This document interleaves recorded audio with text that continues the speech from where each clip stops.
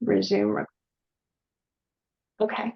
All right. So welcome everybody. Thank you so much for coming. We're still waiting for one presenter, but I know he'll be here soon. So we're just going to kind of launch it and get started. And I'm going to start by sharing my screen because I love this.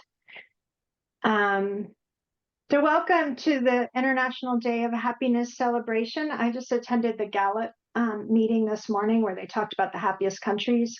It was very interesting. Well, Finland is the happiest country for like the 10th year in a row, but America dropped out of the top 20, US dropped out of the top 20, which was interesting.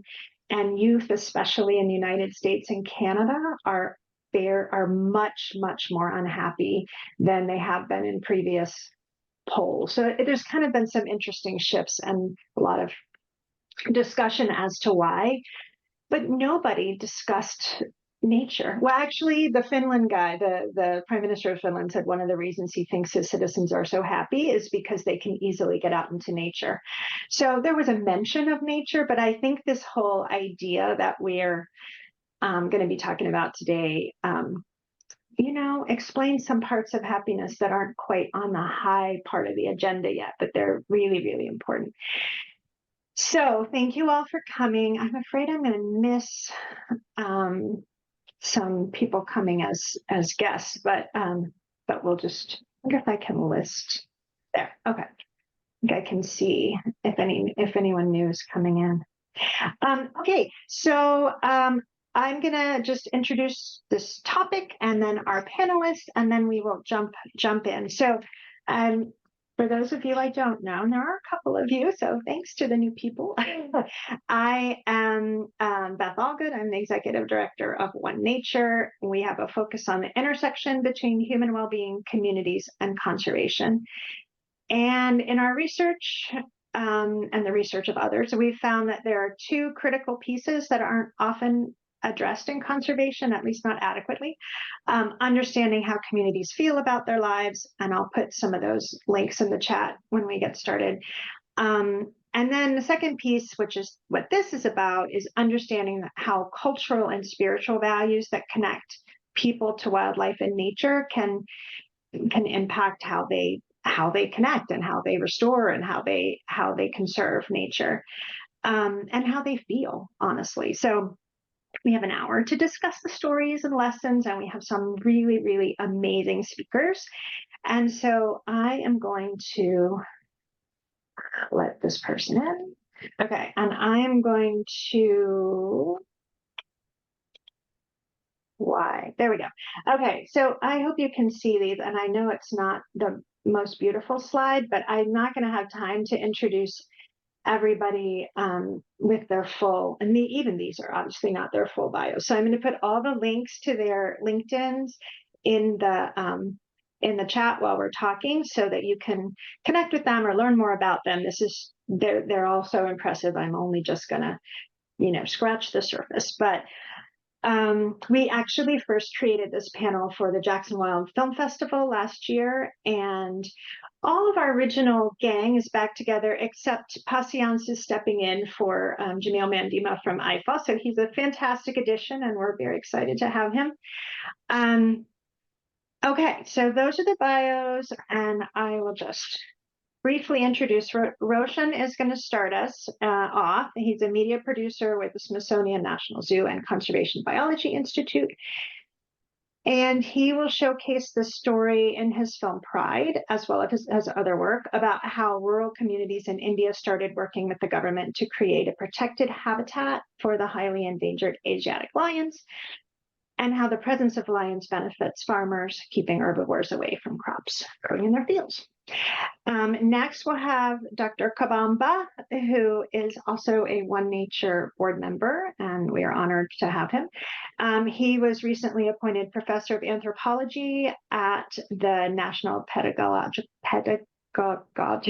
University in Kinshasa, and he'll talk about different versions of truth, different kind of stories of truth, and specifically an example about local community truth and scientific truth around nature, and what it can mean for protecting nature. Hold on, I'll let some more people in.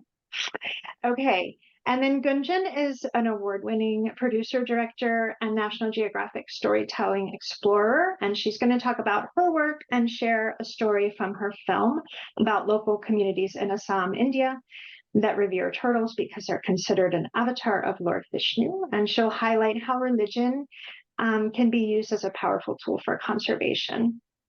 And then finally, last not least, is Jason Valdez, who I don't believe is on yet, but will join us, and he's last, so we have time.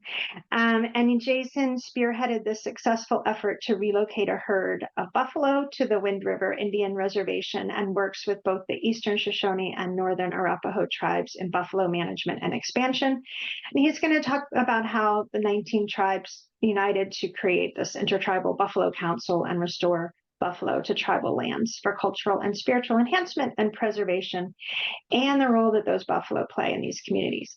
So they're each going to have about 10 minutes, and then we're going to pick up sort of the themes and to have some discussion and take some questions. And I promise you it's going to be a great conversation. So I'm going to stop sharing.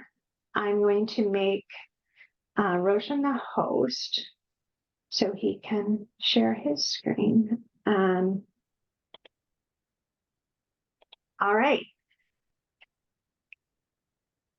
Great. Thanks, Beth.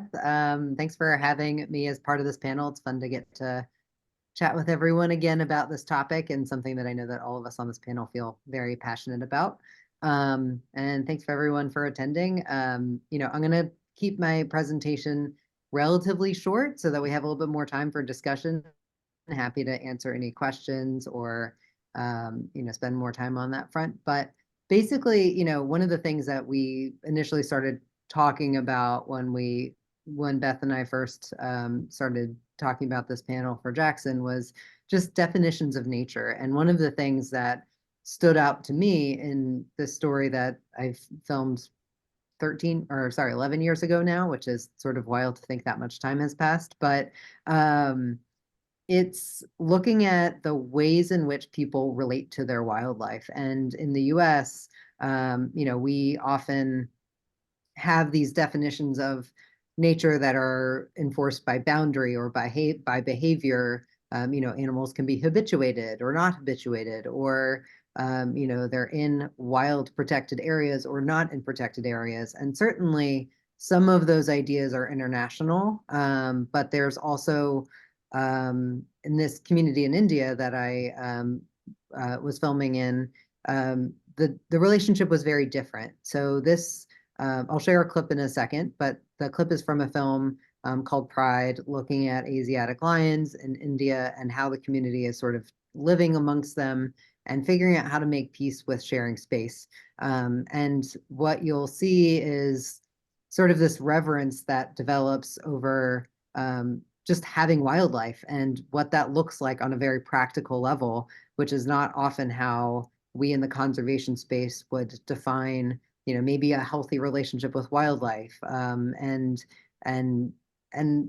questioning whether or not that even matters. Is the definition more important than the relationship that people can develop with their animals and their wildlife and their space? And if you leave room for that, there's the potential for amazing things to sort of happen that scientists and biologists may not have predicted.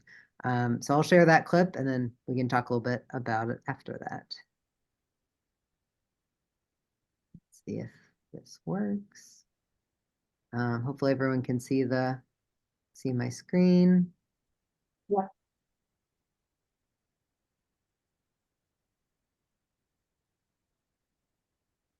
આમાં અમારે કુંવર ને પહુ બેની ઓલી રે ને હોય એટલે તેદી પહુ રોજ આવે નહીં, તેદી નીકળી જાય હોય એટલે અમે અહીં કણે ખાટલો નાખીને જોઈએ ખેતરમાં આટા ફેરા મારતા હોય એમ થાય. પછી આખી રાત સુઈ જાય, પછી અમારે પહુ રોજ ને એવું કોઈ આવે નહીં. અને આ સિંહ છે ને આપણે અમને કોઈ દી આ કાંઈ ઓલું જ નહીં. અમે આ ઊભા હોય પાણી પીને વ્યા જાય એવું કોઈ જાતની કોઈ દી તકલીફ જ નહીં. એના બસાવાળી છીણી હોય તો આપણે આ સામું જોતી જાય ઓસરીમાં બેઠા હોય આ ચાલી જાય કેળા ઉપર.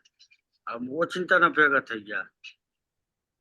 એ ઊભું ન રે, આપણે દારો ન દે, ઓચિંતાના આપણે એને માથે ચડી ગયા હોય તો એક વખત બોલે ખાલી એવું કરે, પણ પછી અહીંયા ઉભા રહ્યો એટલે ઊભું થઈને આગળ પાછું ઊભું જાય. નકર આ તો સિંહનું ઘર જ કહેવાય, સમજી લીજો. આ જંગલમાં તો અહીં તો ભેગા જ થઈ જાય ઘણી વખત. એને પાણી પીને આવવું ને અમારે અહીંથી જવું તો શું કરવાનું?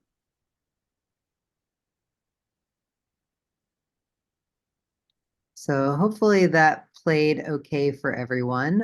If not, I can certainly drop a link into the chat of the film. But yeah, basically, this is a community that is near where my parents grew up. So I was fortunate enough to like speak the language and sort of know about the story a little bit. But just growing up, going back and forth to that part of India, it became very clear to me that their cultural values, which I know Gunjan will talk a little bit more about in her presentation in terms of just how religion plays into some of these ideologies. But, ultimately this is a part of India where they were largely vegetarian because of religious and cultural choices. And so as a result, there's room for carnivores because they're doing pest control for what would otherwise be, in the US, we have, livestock that are basically we're sharing food sources with those carnivores in this country, but in that part of India, they're not sharing food sources. No one's eating those deer and antelope and the herbivores that are grazing on the crop. So you sort of have this really beautiful relationship that comes out of it. And ultimately, the thing that it touched me was that, this was one person of maybe 60 people that we like interviewed and sort of met along the way. We didn't really plan a lot of our interviews. We had a couple that we did for the film, but most of it was just going around and talking to farmers. And it's a very common experience that people were naming the lions that lived in their areas. And when they would see them on their farms, they'd be like, great, we can go to bed. And so it allowed this very personal relationship to bud and form. And it's very clear that to me, that was a form of conservation that I hadn't really seen modeled before. When you're looking at it from, 10,000 feet away and saying, how would you design a place where people are living amongst predators? And, all it takes is really talking to people and figuring out what it is that, how are they living in their lifestyle? And it's a part of India where they're not seeing eradication as a solution. That's just not an option. It's not a tool in the tool belt. It doesn't mesh with their ideology. And so because of that, really it's how do you give enough room for the lions to expand? And that's kind of what's happening. So they've worked alongside the government to basically have these forest guards in a lot of the communities around there. And when they see lions, they report it to them and they build these like paper maps of where the lions are. And so it helps the communities have better understanding of, where to keep their kids and where to sort of stay safe. And so the practical aspects of it become much more manageable because people are interested in the wildlife that's around them. And there's just a mentality of, well, it's our job to get used to them being around, not their job to have to fit into our lifestyle, which again, in the US, it's very easy to sort of see how that would be considered a habituated animal if they're on your farms and seeing that as a food source. And our response oftentimes is to cull those animals. We'll kill them or move them to, facilities that can take care of them because we don't want them being around people for safety reasons. And we don't consider that animal wild anymore. And so the question is, why do we get to determine what wild is? It's an animal that's trying to survive in the system that exists around them. And so anyway, I'll pass it over to the next speaker, but I just wanted to introduce that idea and that clip. And, if there's any questions that you have, I'm happy to answer them. We can sort of get into that in the discussion at the end. I'm sure you'll have a lot more thoughts after Gunjan's aspect of it too. It certainly relates to the mentality and culture that exists here. So I don't want to take away from her time to also explore that as well. So yeah, thank you for checking out the clip, and I can drop a link to the film in the chat as well. So Beth, should I just you. go ahead and Yeah, make no, the that next was person great. Would you co-host? mind making Patience the host? And and people put it, please feel free to put some questions in. We have a couple of things we want to discuss at the end, but we can weave all of our questions in. So thank you. That was great, Roshan. Patience? Yep. Thank you very much. Thank you for inviting me to be part of this among the award-winning people. So thank you very much. So today I would like to speak about nature in Africa. I mean, my experience is really the difference between what we call nature and what Africans understand as nature. I think it's the same difference when we say nature is for, let's say the Western culture is an object to conquest, to transform. And the word object actually means outside the subject, objectum in Latin, outside the subject. But nature in Africa actually is part of subject, it's part of us. We grew with nature. And the best example, I saw it when some friend who does geology, they study the rock, they study the cave. They invited me to an expedition in southern Kinshasa, in Western Congo. You have almost 100 caves. And some of them are sacred. Nobody goes there, except for sick people. If you are very sick and the modern medicine cannot cure you, they'll take you there inside for a few days. But so with the geologist student and the expedition from France and Belgium, they wanted to study this. This cave. So what we did, we went to the village chief, asked him for a permission. He said, yes, but you need to go with one of us and he will say a prayer before entering the cave. So we went, we were 6 people. All of us were scholars, 3 Belgians, 1 French, 1 Egyptian, and myself. So we went at the entrance of the cave. The person start doing incantation, invoking ancestors. Let these people who came far away get in the grot, get in the cave safely and come out safely. So you protect them. He was talking to the ancestor spirit. And at the end, he blessed us and we can get inside. Inside, we studied it scientifically. I mean, all the water underwater, which was coming, and the grot was huge boulevard. And they explained, they were studying it, which year it came. They have measured where is it going in terms of evolution. So it was a scientific study inside the grot, inside the cave. So, but the question was, okay, who mastered better these caves?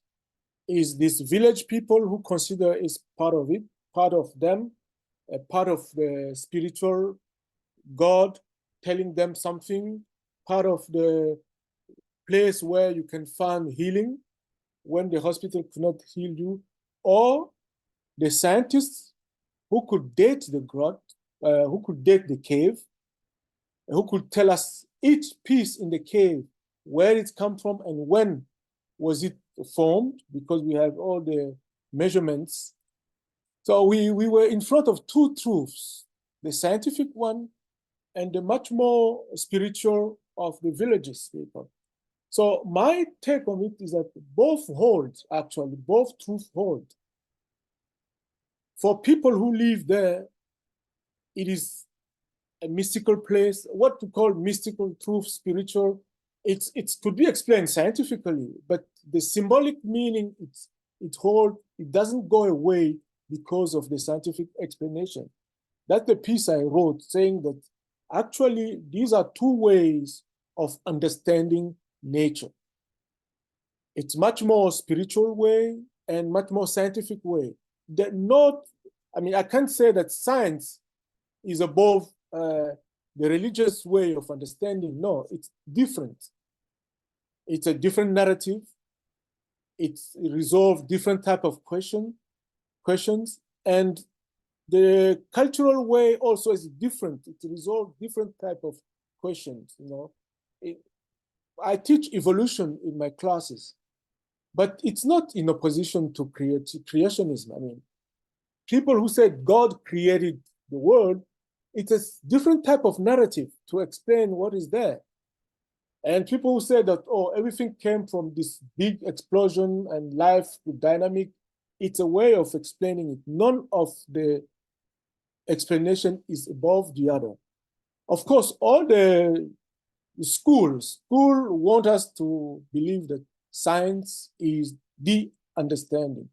Yes, it's true, science is true, but the symbolic understanding of things is also true. People who go there after they've been to the hospital for many years without healing, they go there. When they say that they're feeling better, it doesn't mean that they completely heal. It means that now they accept their condition. They accept their situation. I mean, it's like they assume they still have the cancer, but they are able to accept it. While by going to the hospital, there is a resistance that this thing. So it's much more into the attitude. Symbolically, they are in peace with this new thing, with this disease in them. While before they wanted to get it out with the medicine, you know, the Western molecules.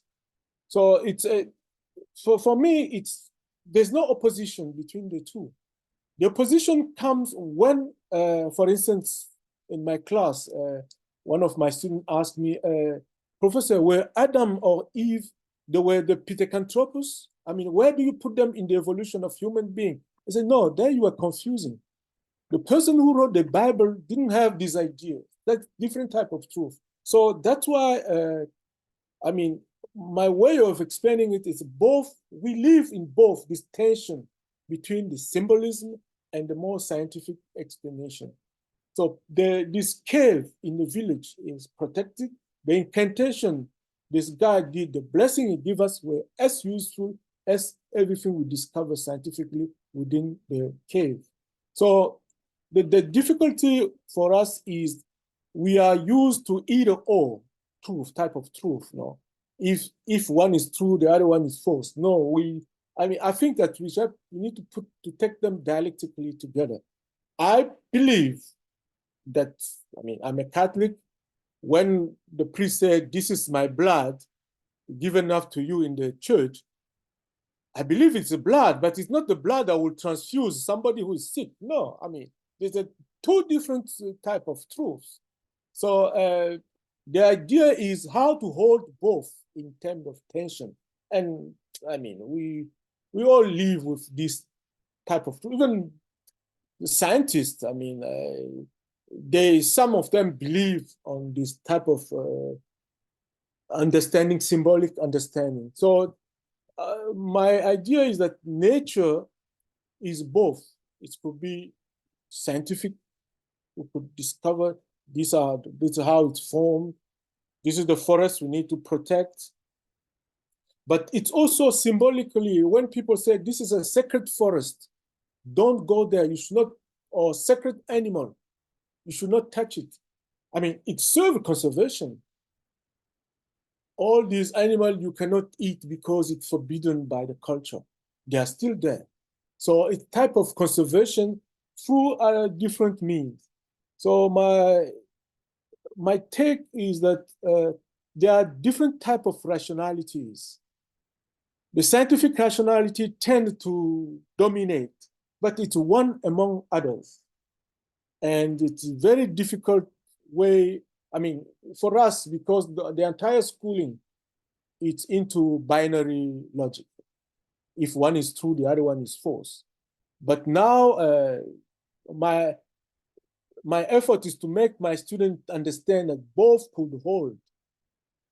I mean, to make it more fun. Both Biden and Trump have true.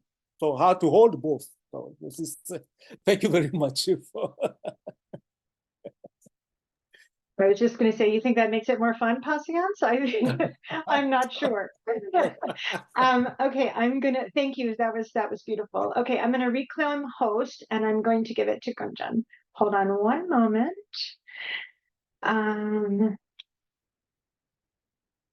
Okay. There we Okay. go. Yes. I hope this works. Okay.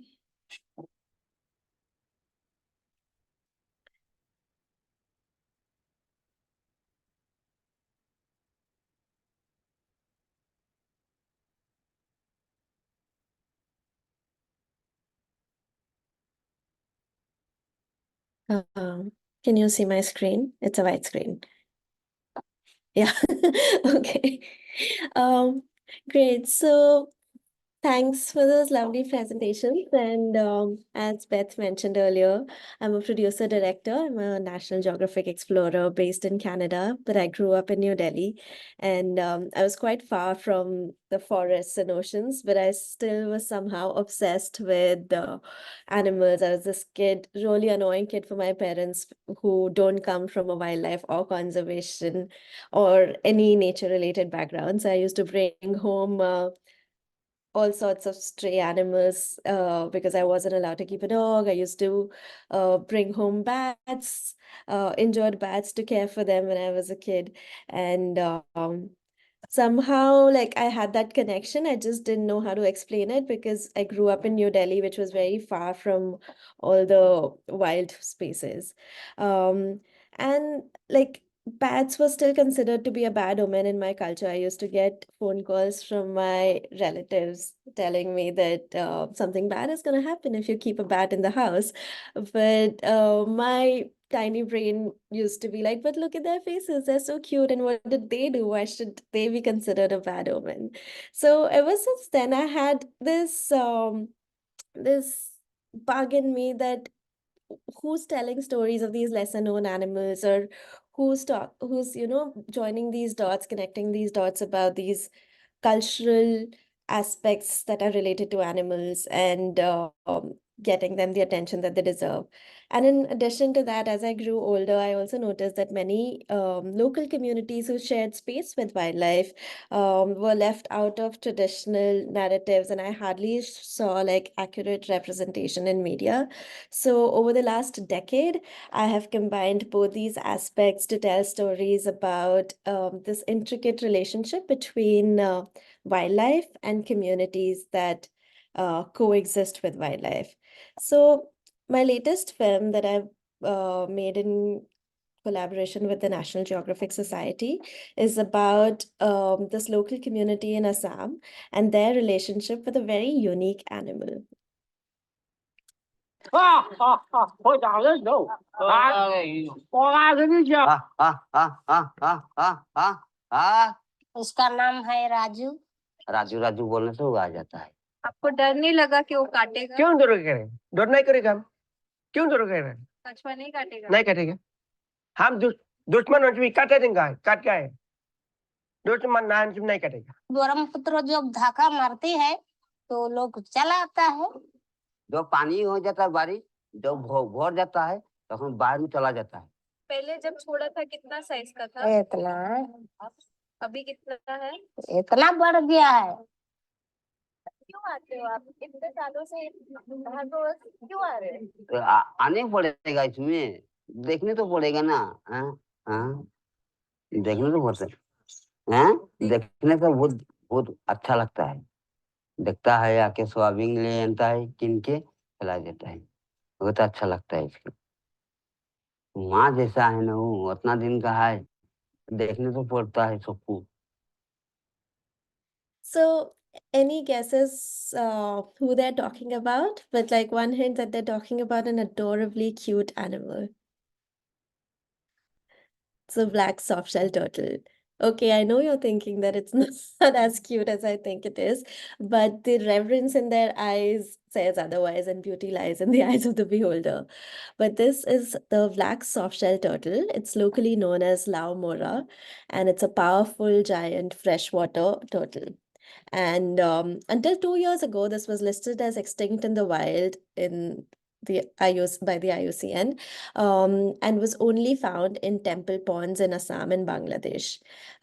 We went on an expedition to find them in the wild and film them. But in addition to it being a film about scientific exploration, it was also a film about this very important aspect in these turtles' lives, which is their religious significance to the local communities.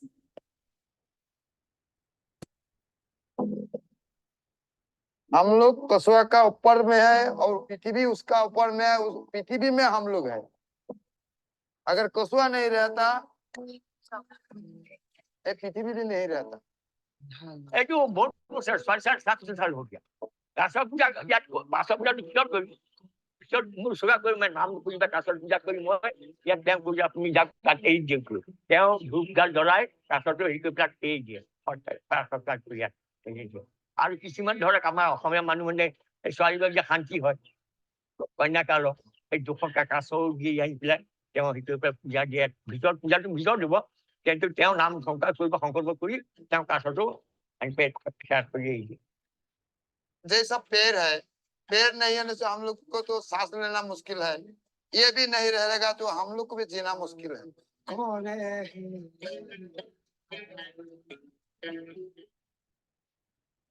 So their belief fills me up with hope for the future of the species. But there's one tiny caveat that these temple ponds are unsuitable for like these turtles, because these temple turtles are addicted to junk food. They're fed with all sorts of crap like lentils and khichdi, if you are fans of Indian food. Anything that is like an offering for humans would be an offering for these turtles. And people keep donating like tiny hatchlings and even like adult turtles to the temples for good luck. However, you can't vilify the priests or deny that the population is still intact because of the temples. And a guy we spoke to said he used to eat turtle meat, but ever since he saw that they were being worshipped at the temple, he stopped consuming turtle meat. And a fisherman told us that they release turtles that get stuck in the net because they know that these turtles are avatars of Lord Vishnu, and they must not be harmed. So we can't shame people for their religious beliefs or force them to change their cultural habits. We have to convince them with love. And so we're trying to find solutions and see if this faith can be channeled into conservation, and if religion and science, that are often at loggerheads, can work together to protect the turtle species that both communities care about. And I'm going to leave you with some artwork that we commissioned for the Impact campaign, which answers the question of what can be done to influence behavior as storytellers. So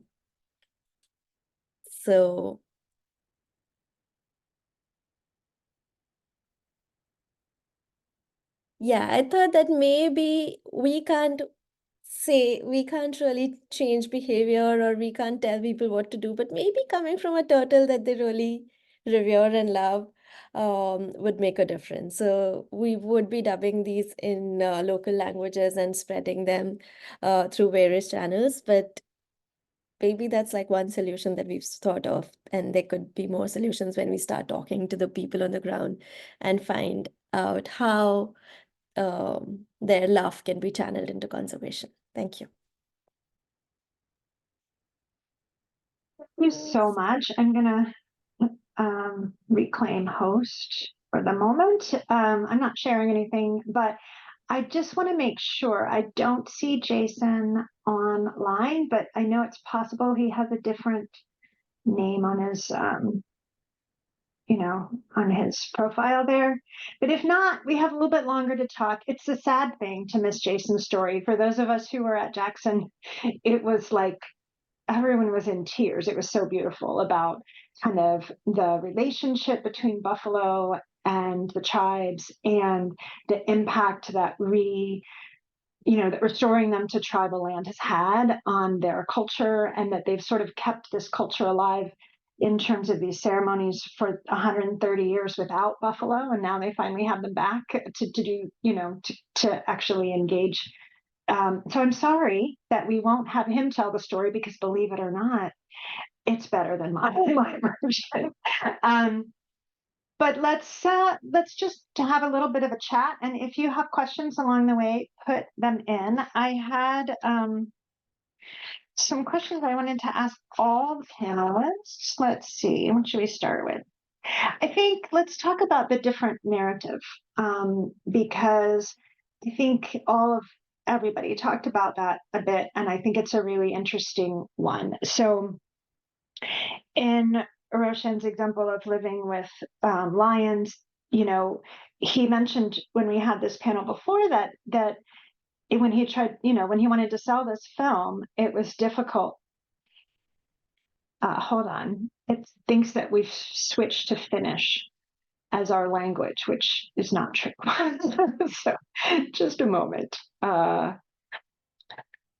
Cancel the Finnish language translation. Sorry about that. Anyway, so that when you were trying to sell the film initially, there was some pushback because the lions weren't scary enough to fit this kind of idea we have around lions, right? And I thought maybe you could talk a little bit more about that, but we also have narratives like that all around us, especially around wildlife. The big bad wolf is a narrative that I'm sure came out of medieval times in Europe, being quite insecure around wolves hanging out in your forest. And, so these narratives have maybe been an attempt to keep us safe, but they haven't been very flexible as we learn new things, or as we've evolved and have houses that the wolves can't blow down, these kinds of things. So, Roshan, can you start with that kind of like, what does this different narrative mean? And then how can we work with that to make it better for wildlife and people? Yeah, I mean, I think, one of the challenges is anytime you're presenting, in this case, an animal like a lion, you have a lot of preconceived ideas of where you think the story is going to go, what kind of role they play in an environment. And it doesn't start from a place of listening, which is always the challenging sort of aspect to it, where, in this case, I mean, there's a lot of reasons people may not have wanted to commission the film, in part because it was my first film. So there's a lot of other things at play. But one of the main pieces of feedback that I got was that the lions weren't exciting enough in terms of the energy and presence of them in the film. But one of the things that I will not sort of budge on with any of my films is that the film that I make has to look and feel like the community that is featured in it. So I don't want to turn it into something that when you play it back to that community, it doesn't feel like their home. It doesn't look like their home in that sense. And so the idea of even presenting them as something scary that then the twist is that they live really well with them, that would have felt unnatural. Why even present it as something that was scary? Because that's just not what the reality of that story was. So it almost introduces that fear, even if you quell it, it just is a Western concept that didn't need to be in that film. And so, yeah, it's just really challenging because there is an easier route of making something exciting. But I think our job as storytellers is to say, start with that listening approach of how do people feel about this situation, and try to craft the story from there, rather than coming in with this idea of what it should look like and why people should think a certain thing, and then convince them of that. So I know a lot of people have touched on that sort of idea in this panel, but one example that I'll give is that, growing up, I grew up in Virginia and was studying biology, and sort of always had an interest in wildlife and forests and things like that. And, I would always get in these arguments with my parents about, conservation and environmental sort of issues that I was really passionate about. And for them, they were like, I like the environment, but it wasn't, their drive and calling in life to sort of pursue that as their career. Theirs was to emigrate from their community in India and set up a life for me and my family so that we could, hopefully have better opportunities. And that took a lifetime of commitment to sort of get to that place, and something I'm really grateful for.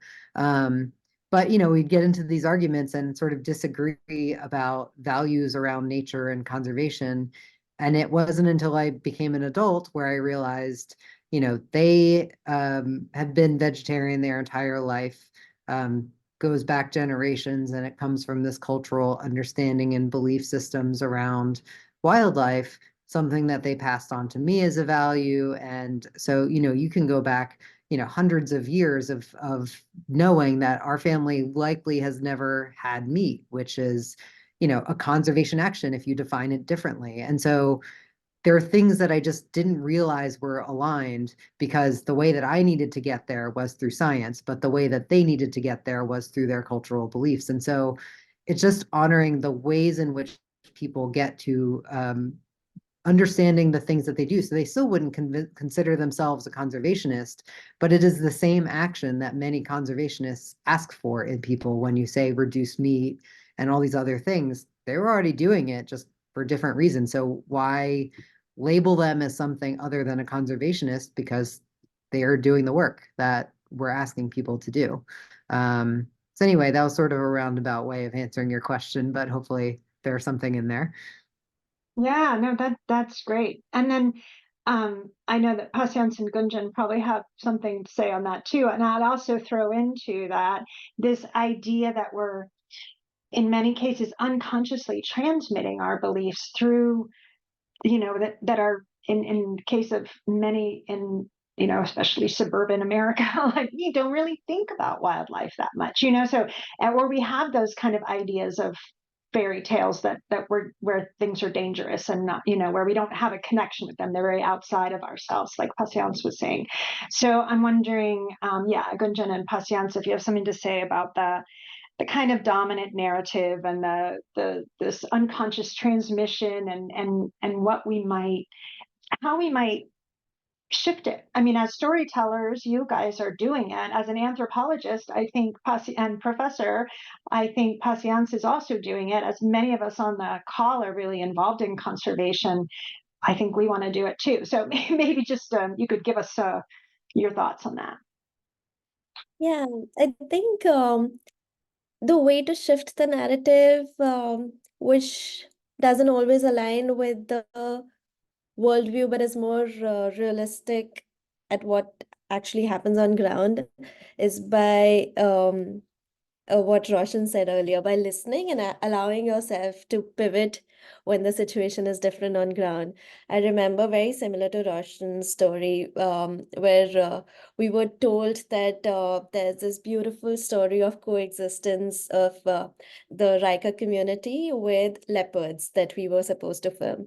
And when we went on ground, like all major channels and news outlets had covered this beautiful story of reverence of this cultural coexistence where this community does not attack leopards, or they agree to live with leopards peacefully, because even though they prey on their livestock.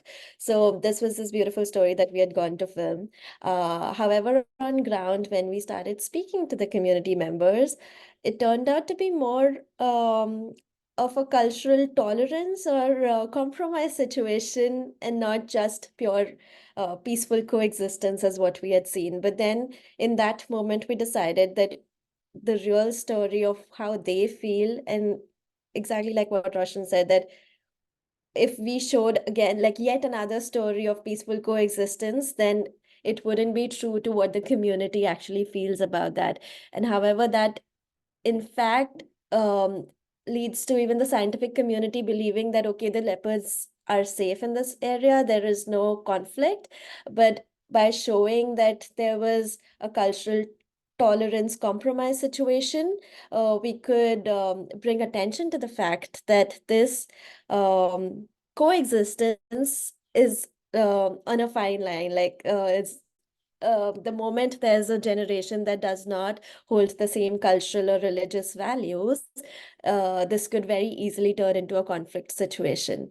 So, yeah, I think listening in that situation and telling the story as it was very important.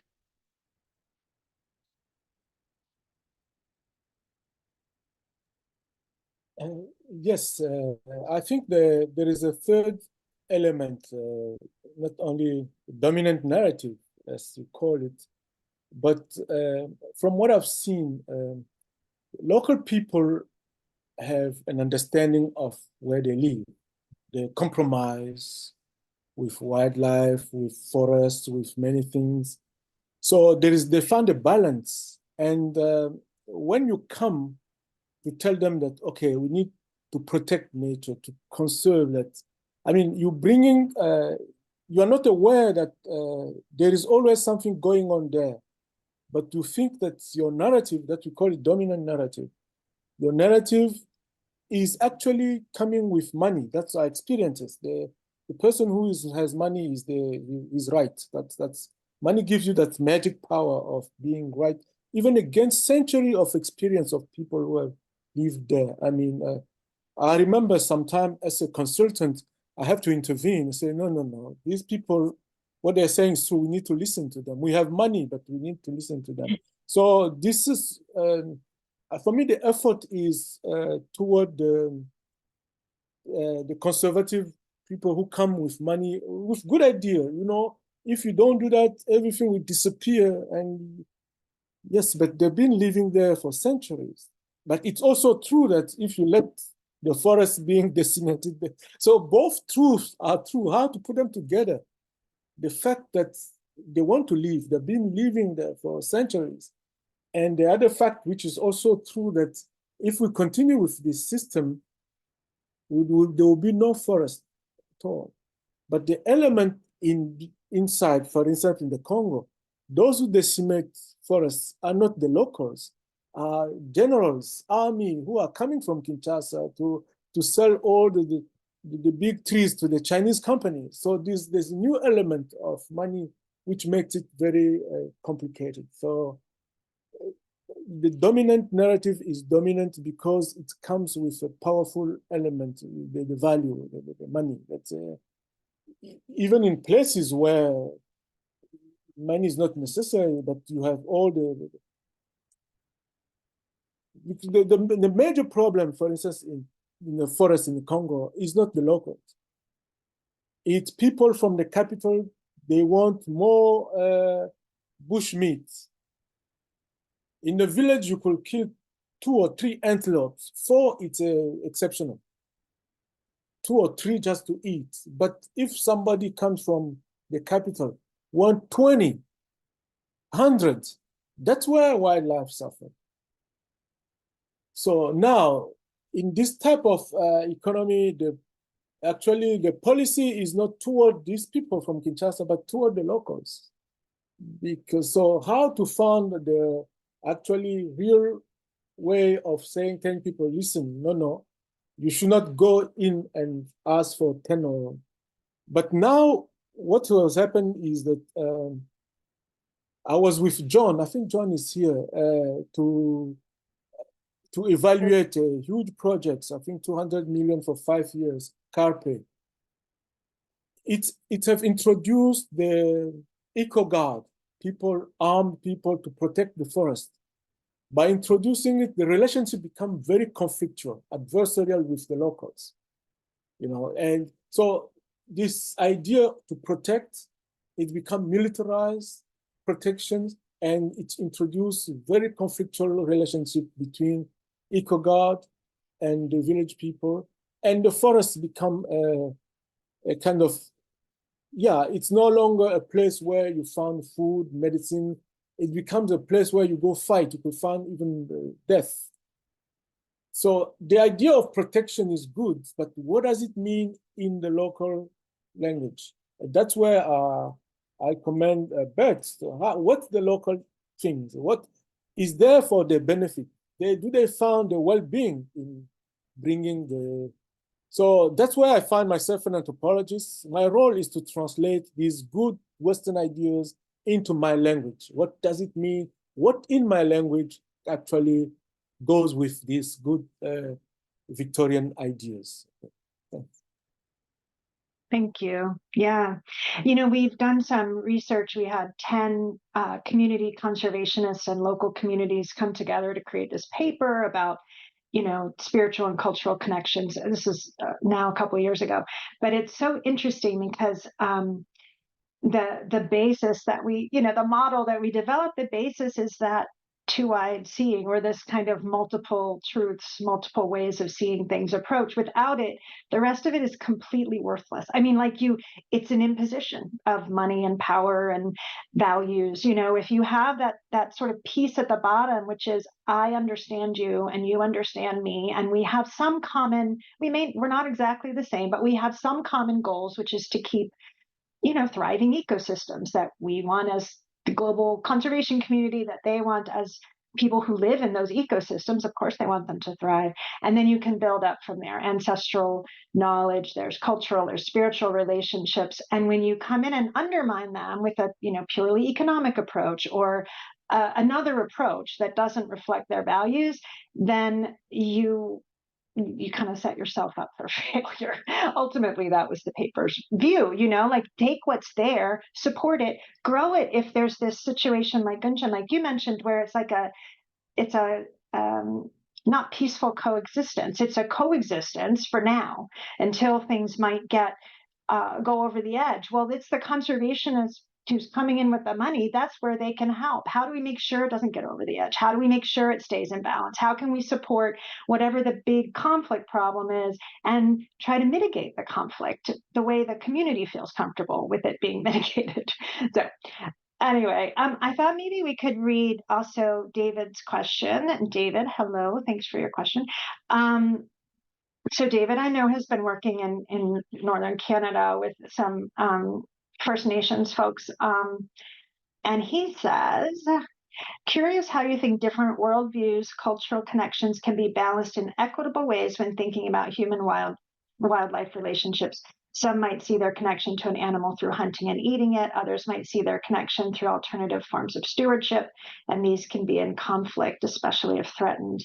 And I know that, with caribou and also polar bears that he's kind of working on, that there's really interesting dynamics around those. So I don't know, David, do you want to say something about it? And then maybe we'll just have that be our last question, because I think we're running into the last 5 minutes or so.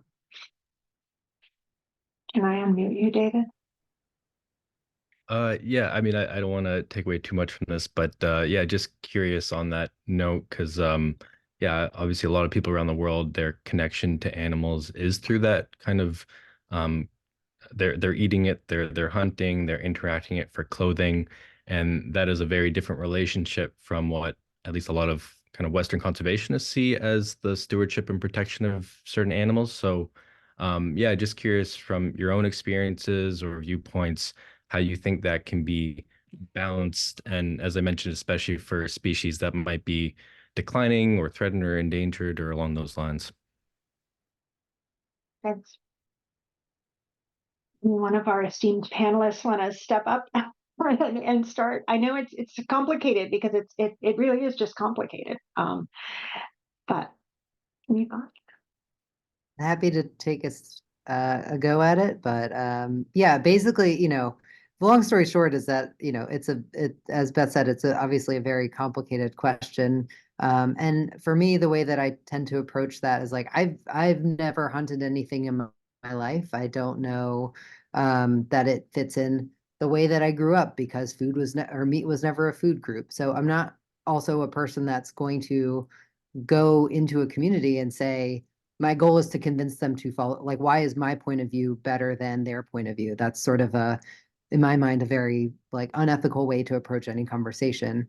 It's trying to understand where they're coming from. What is that relationship? Is that relationship in their world connecting them to the version of nature that they want to have? And maybe there's ways to have a healthy discussion of being like, okay, how do you approach it? How do I approach it?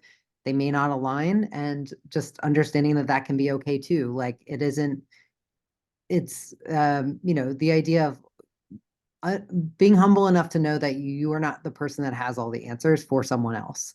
I can have answers that work for me.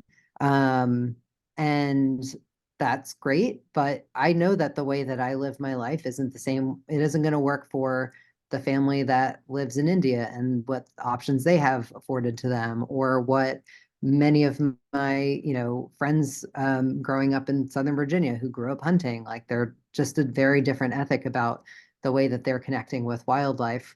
But I've never felt that it was my place to say that they were wrong about something, or that the goal when first interacting was to say, my goal is to change their mind. And part of that is, to be totally frank, is as a filmmaker, my job is to get to listen first. And I'm not coming in with a hat with an organization's name that has a very clear mission to say we are trying to eradicate a certain type of behavior or promote a certain aspect of it. My job is to get to listen as the first and foremost premise, which I feel very grateful that that's a job description anywhere, that you get to go and listen to somebody's story as your first sort of entry point. But I do feel like a lot of change in my mind seems to happen behaviorally when people see you as part of their community. You know, in India, part of what works in some of these places is the forest guards are living in the same communities as the people who have conflict. So their kids are in the same plays together. They're going to school together. They're on the same sports teams. And that's when you can really start to have all these other conversations about how do you value the thing that you value, and is there room for different ways of thinking? We all like to be challenged in our way of thinking to some degree, but it needs to come from someone that you trust. And that part I don't always feel happen as strongly or as genuinely as I think it could be in many conservation sort of conversations. That's excellent. I would add one other thing, and I know there are others, but with the Maasai in Kenya, you know, there's been this issue around lions, right? Because it's a part of the culture. Lions are revered, they're also feared, and they're also really respected for their strength. So when the coming of age cohort would kill a lion, it was both a way of bringing the community together around something very important to the community, which is, you know, safety, but also the skills you need to keep the community safe. So killing the lion was symbolic of so many things, and had a role. And I think, like David in his work has found with the caribou, hunting the caribou is like a very important social construct. Like it is like how people, I'm sure I'm bastardizing your work, David, but anyway, with the Maasai, it was similar. And so you can't go in and just be like, okay, well, no, you're going to get so much money from ecotourism with lions that you should just stop that relationship you have, because a relationship goes so much deeper than the money that you can get from it, you know. And then COVID, no tourists, you have no money, you have no relationship left, right? So this idea of like lion guardians instead of, you know, killing them, or Maasai Olympics to replace some of those things that killing the lion, the role that played in the community, are alternatives that don't stop people from caring about that animal, but they also, you know, it was illegal to kill the lions in Kenya, so they had to find something else to do, right? So anyway, I think there can be alternatives, but I think they have to come from understanding what the role of that activity is for the community, and not like, oh, we think it's wrong that you should do that, you should just stop. That's where behavior change and conservation is really behind behavior change with social issues, because people go into it caring about the people. I want them to stop smoking because it's bad for them, you know? Whereas with conservation, people come into it like, I want the lions, and the Maasai are like in my way, right? That approach doesn't help with behavior change at all, because you don't know why they're behaving the way they are, because you don't care, right? Maybe one point quickly, an element of symbiotic life with the nature. I mean, by killing the antelope to eat, it participates to the life of the community, you know. People will eat it to survive. One died for that others to survive. Like when they bury you, you make the soil fertile. So it's all part of one thing, you know. Just wanted to add that. Thanks. No, that's right. And I think that's a good place to end, because the difference in the approaches that a lot of the world is taking, the Western world especially, is separating us from nature and trying to figure out how we can live so that we're as comfortable as possible while nature can still basically eke along, right? And that's an entirely different worldview than we're all together. When something bad happens to animals or nature, it happens to us. When something bad happens to another person, it ultimately happens to us. And I think that kind of story of connection is underlying all of the shift that I know we would like to see in how people behave, because we change how we view the world, and it matters, you know? So, all right. Well, I think that is it. I'm so appreciative of you all for coming and for the panel. You're great. And any other last comments, throw them in there, and hopefully we can have more of these conversations, because I think they're important. So thank you. Happy Happiness Day, everyone. Bye.